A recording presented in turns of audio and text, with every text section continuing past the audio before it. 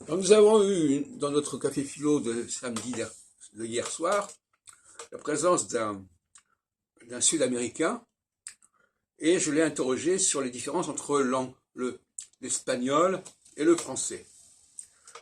Et vous verrez que c'est une interview, c'est un débat qu'on a eu, qu'on a filmé, vous verrez que c'est assez intéressant.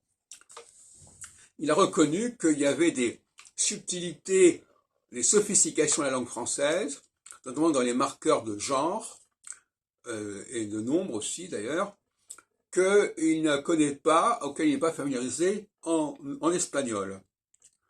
Et donc, quand il a commencé à dire que c'était une langue latine comme les autres, eh bien finalement non, le français n'est pas une langue latine comme les autres. Et d'ailleurs, par certains côtés, elle a des points communs avec les langues germaniques, et notamment avec l'allemand, notamment dans l'usage du E pour marquer le féminin.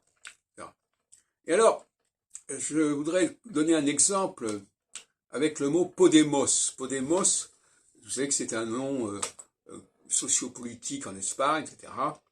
Ça veut dire nous pouvons. Ouais, comme on dit en anglais, I can. Et Podemos est à rapprocher de nous pouvons, justement.